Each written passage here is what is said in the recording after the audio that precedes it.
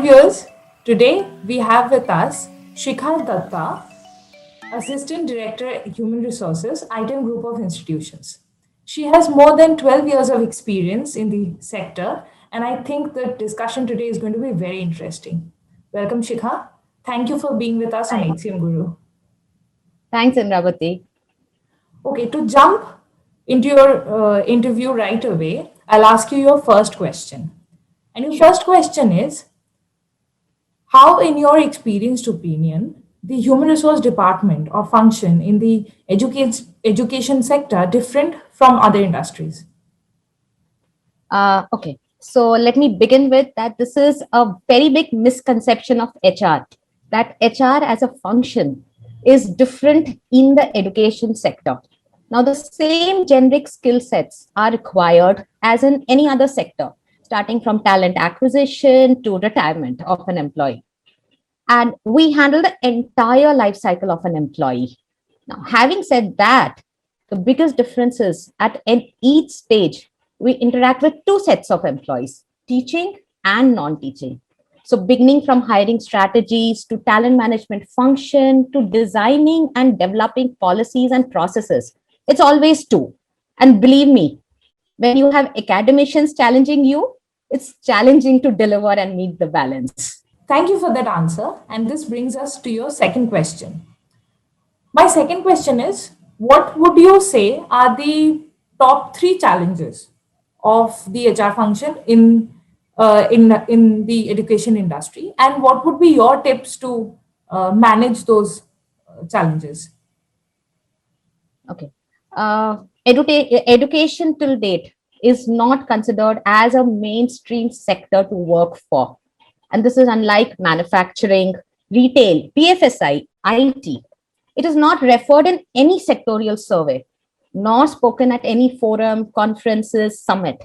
And the saddest part is it is considered as a sabbatical or retirement job. You ask a person, which sector do you come from? And if the answer is education, the moment of truth will be, wow, what work life balance you must be experiencing. Now, is it by choice or you didn't have a choice? Believe me, it's completely experiential learning. Now, when you keep these perspectives in mind, the few challenges that we HRs face are the very first challenge is the hiring talent.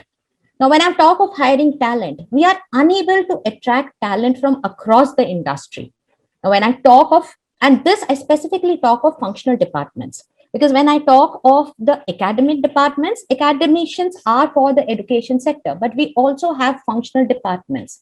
And when I talk of these functional departments, they are the corporate functions like marketing, IT, accounts and finance, HR, projects and admin. Now, these belong to any other sector also, but it's so very difficult to attract this talent. The very second point, as far as I feel, is now retaining these talent. Today, I attract them, but how do I retain these talent? Now, education sector doesn't pay well, and it's an open truth. You ask anyone, and that person is going to say that no competitive salary is being offered in the education industry. So why should I join? And if they join and they get an offer somewhere else, they just jump. So that's the second challenge that we are facing.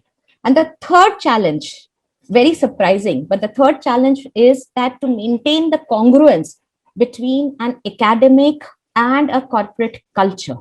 Now, however much we try to corporatize ourselves, which we've been doing, we still have to follow the accreditation guidelines.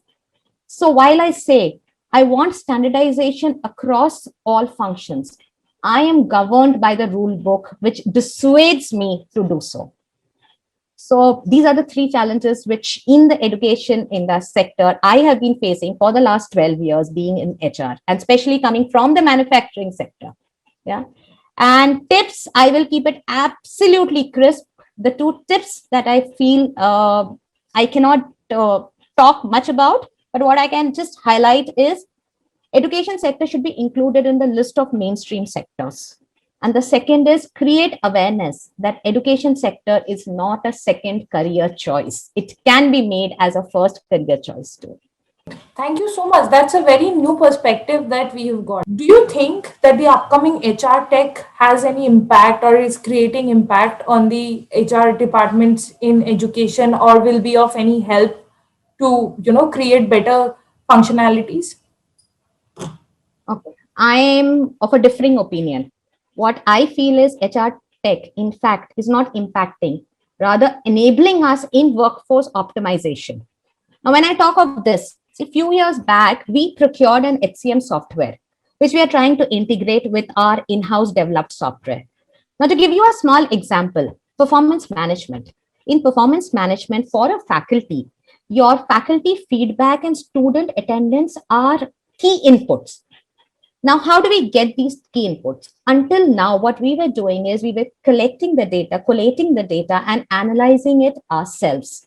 But with the HCM software, with the HR tech being so advanced and coming to our, and we've taken it and it's coming to our platter. What is happening is that AI is going to play an important role. So all the key inputs we can do the analyzing, the evaluation, the assessment, and everything through this tool. The second example that suddenly struck me is tracking attendance during the COVID time, or what we talk of the hybrid session that we have been taking. Now the hybrid sessions have started. So faculties are sometimes they are working from remote locations, sometimes they're coming on campus, sometimes they're working from home. How do we track their attendance? Now with the technology advancement, we are able to track their attendance too. So that is the second thing that comes just out of this. So what I'm saying is that because of the technology, it's not that the education sector is facing any difficulty. Rather, it has been a seamless transition from then to now. And yes, everything thanks to the technology. Right. Thank you so much for bringing out that point of digital readiness that is helping the education sector as well. And thank you so much for being with us on HCM Guru today. It was a lovely session. Thanks a lot, Indravati. And it was my pleasure to be here. Thanks a lot for inviting.